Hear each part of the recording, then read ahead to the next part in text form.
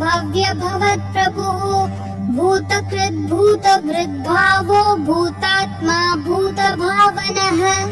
भूतात्मा परमात्मा च मुक्तानां परमा गतिः अव्ययः पुरुषः साक्षी क्षेत्रज्ञोऽक्षर एव च योगो योगवेदां नेता प्रधानः पुरुषेश्वरः नारसिंहः बभुः श्रीमान् केशवः पुरुषोत्तमः सर्वः सर्वशिवस्थाणुर्भूतादिर्निधिरव्ययः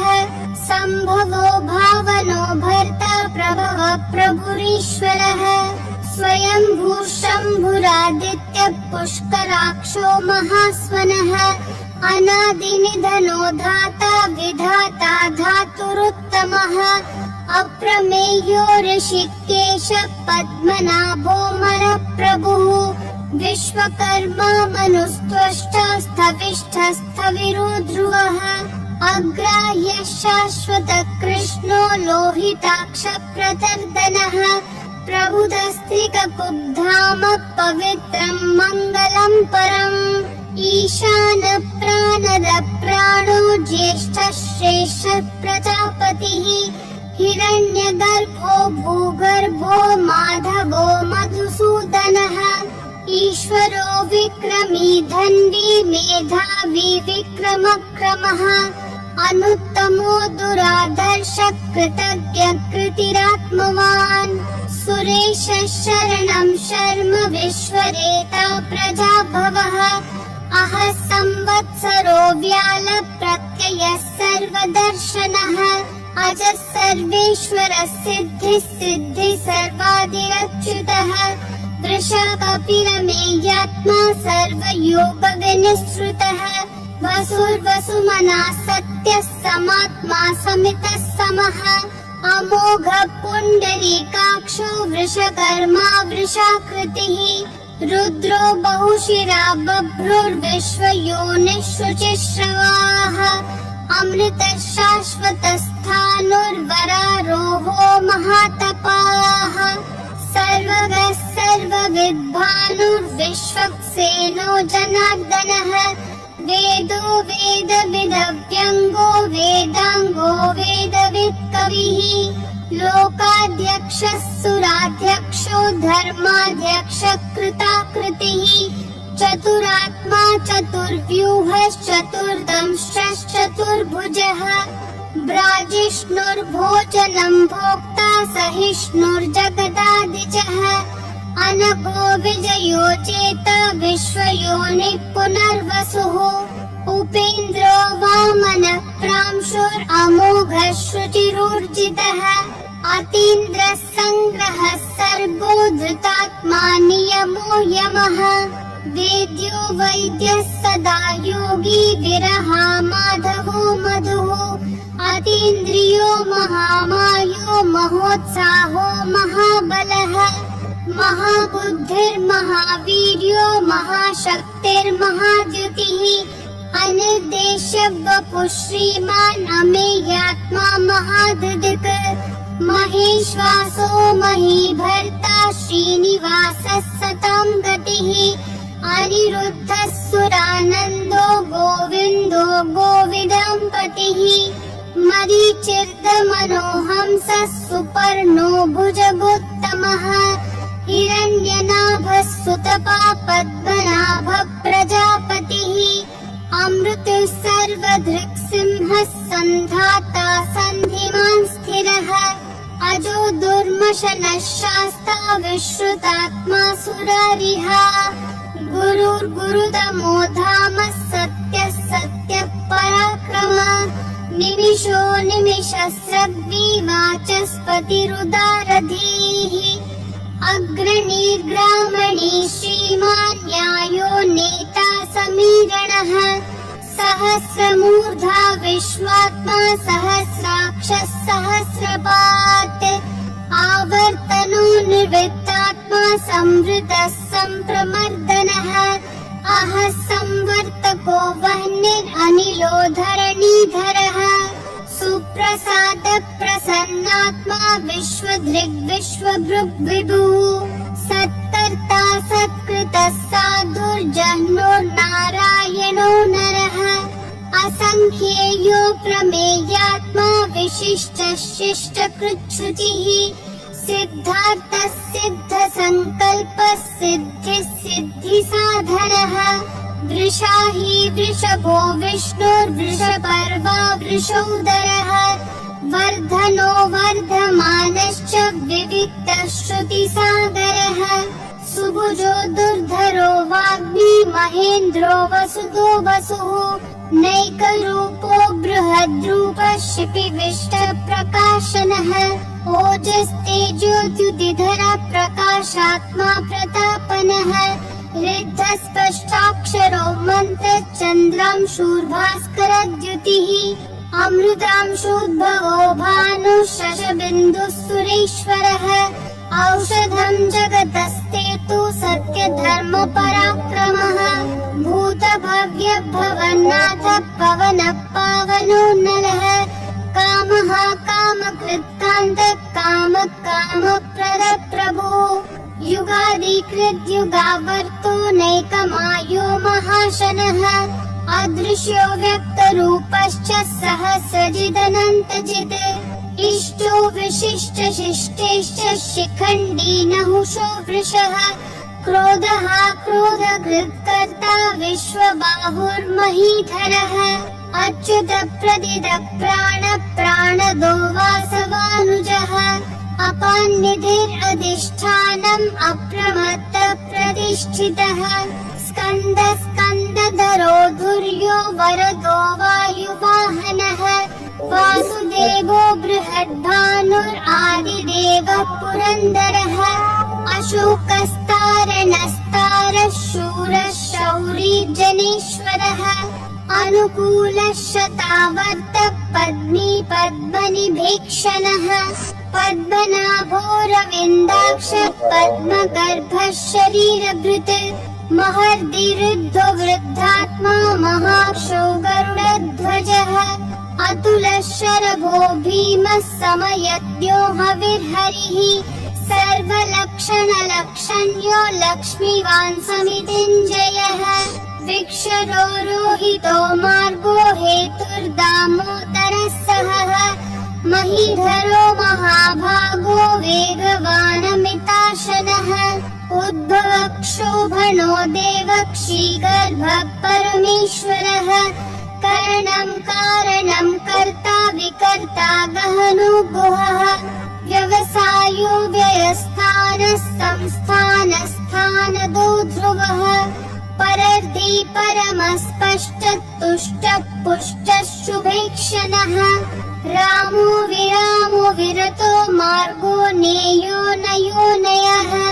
विरशक्तिमतां श्रेष्ठा धर्मो धर्मविदुत्तमः वैकुण्ठः पुरुषः प्राणः प्राणदः प्रणवपृतुः हिरण्यगर्भः शत्रुघ्नो व्याप्तो वायुरधोक्षजः ऋतुः सुदर्शनः कालः परमेष्ठी परिग्रहः अग्रसंवत्सरो दक्षो विश्रामो विश्वदक्षिणः विस्तारस्थावरस्थानं प्रमाणं बीजमव्ययम् अर्थोऽनर्थो महाकोशो महाभोगो महाधनः अनिर्विण्णस्थविष्ठो भूर्धर्मयूपो महामखः नक्षत्रनेमिर्नक्षत्री क्षमक्षामः समीहनः यज्ञयुज्यो महेज्यश्च क्रतुः सत्रं सताङ्गतिः सर्वदर्शी विमुक्तात्मा सर्वज्ञो ज्ञानमुत्तमम् सुव्रतः सुमुखः सूक्ष्मः सुघोषः सुखदः सुहृत् मनोहरो जितक्रोधो वीरबाहुर्विदारणः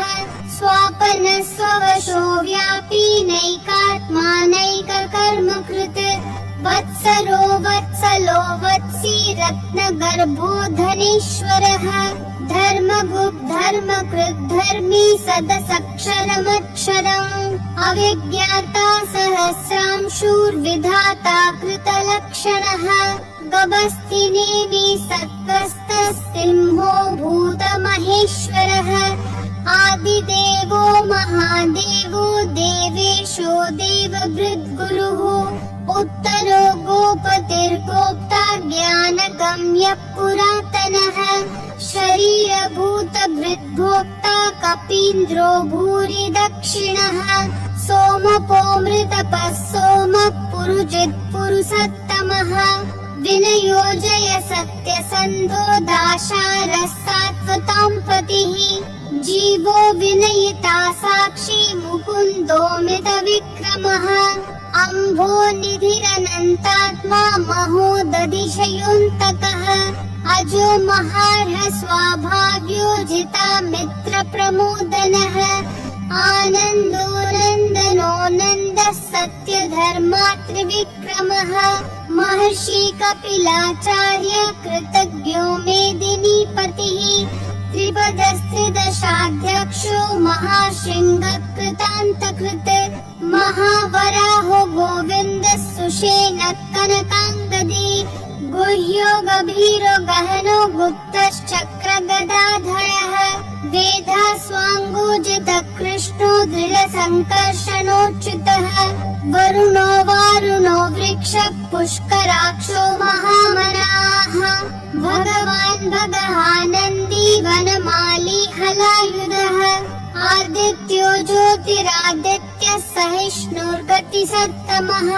सुधन्वा खण्ड परशुर्दारुणो द्रविणप्रदः दिवस्पृक् सर्वदृग्व्यासो वाचस्पतिरयोन्निजः त्रिसामासामगः सामन्निर्वाणं भेषजं भिषक् सन्न्यासकृच्छमः शान्तो निष्ठा शान्तिपरायणम् शुभाङ्गः शान्तिदिसृष्टा कुमुदः कुवलेशयः गोहितो गोपतिर्गोप्ता वृषभाक्षो वृषप्रियः अनिवर्ती निवृत्तात्मा संक्षेप्ताक्षेमकृच्छिवः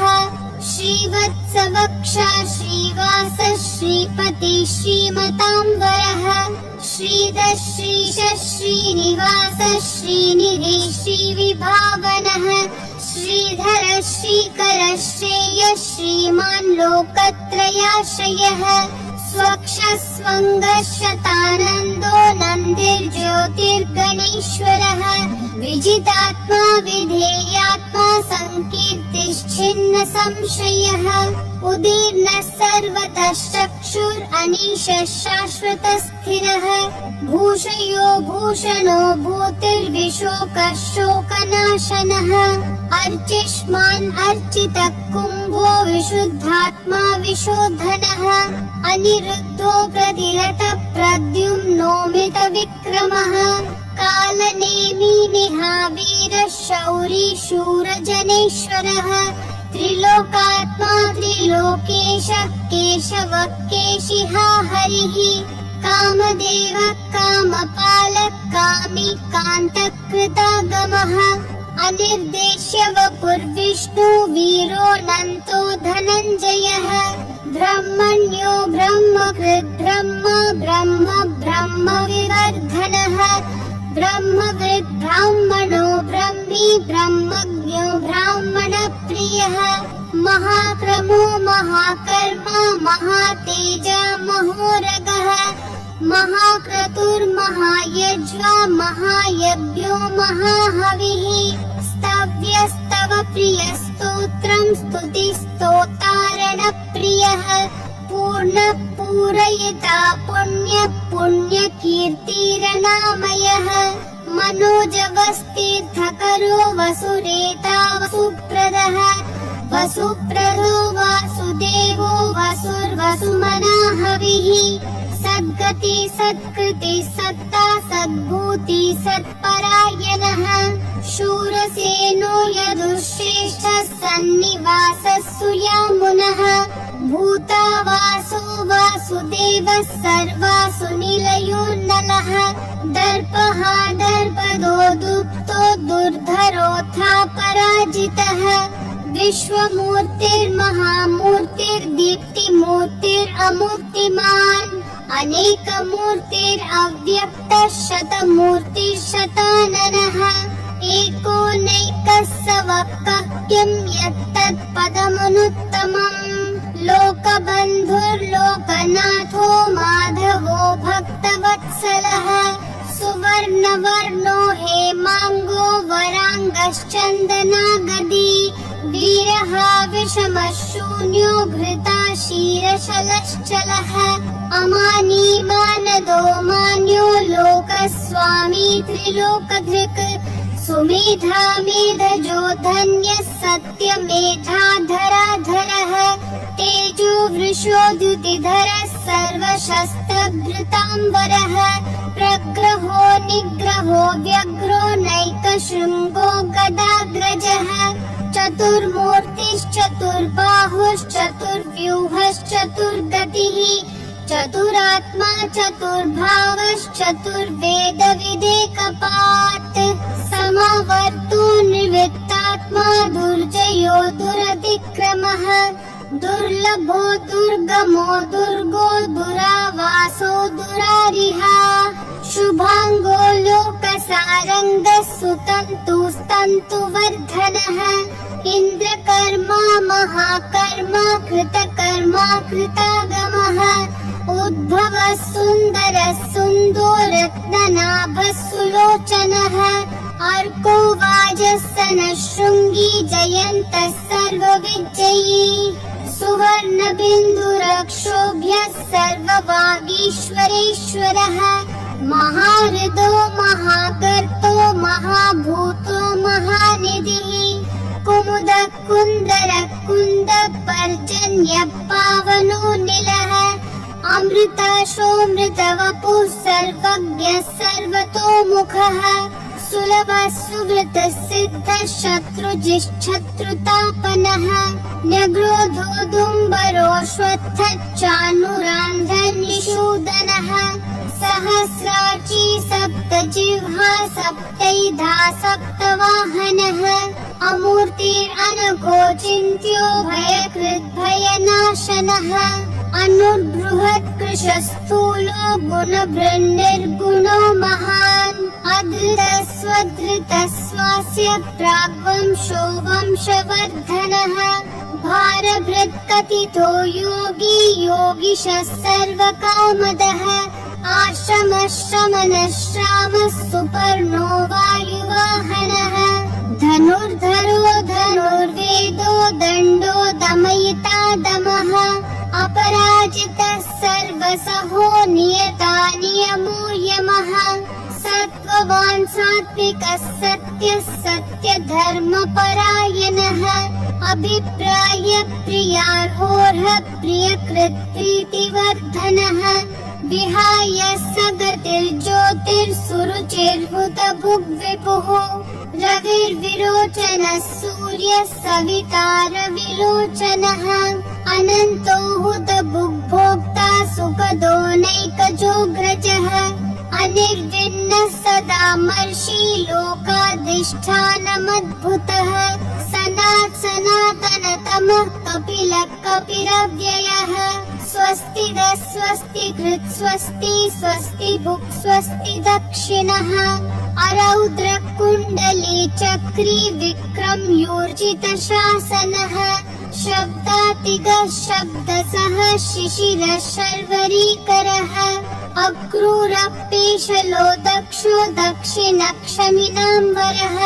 विद्वत्तमो वीतभयः पुण्यश्रवणकीर्तनः उत्तारणो दुष्कृतिः पुण्यो दुःस्वप्ननाशनः वीरः रक्षणः सन्तो जीवनः पर्यवस्थितः अनन्तरूपोऽनन्तः श्रीजितमन्युर्भयापहः चतुरक्षो गभीरात्मा विदिशो व्यादिशो दिशः अनादिर्भूर्भुवो लक्ष्मी सुवीरो रुचिराङ्गदः जननो जनजन्मादि भीमो भीमपराक्रमः आधारनिलयो धाता पुष्पहासः प्रजागरः ऊर्ध्वगः सत्पथाचारः प्राणदः प्रणवपणः प्रमाणं प्राणनिलय प्राणवृत् प्राणजीवनः तत्त्वं तत्त्वविदेकात्मा जन्म मृत्युजरातिगः भूर्भुवः स्वस्तरुस्तारः सविता प्रापितामहः यद्यो यद्यपतिर्यज्वा यज्ञागो यज्ञवाहनः यज्ञभृद्यज्ञकृत्यग्नि यज्ञभुग्यज्ञसाधनः यज्ञातकृत्यज्ञगुह्यमन्नमन्नादयेव च आत्मयोनिः स्वयं जातो वैखानः सामगायनः देवकी नन्दनः सृष्टा क्षितीशः पापनाशनः शङ्खबृन्नन्दकी चक्री शाङ्गधन्वा गदाधरः रथाङ्गपाणिरक्षोभ्यः सर्वप्रहरणायुधः सर्वप्रहरणायुध ॐ नमः इति वनमाली गदिशाङ्गी शङ्खी चक्री च नन्दकी श्रीमन्नारायणो विष्णुर्वासुदेवोऽभिरक्षतु वनमाली गदिशाङ्गी शङ्खी चक्री च नन्दकी श्रीमन्नारायणो विष्णुर्वासुदेवोऽभिरक्षतु वनमाली गदिशाङ्गी शङ्खी चक्री च नन्दकी श्रीमन्नारायणो विष्णुर्वासुदेवोऽभिरक्षतु वासुदेवोऽभिरक्षतु ॐ नमः इति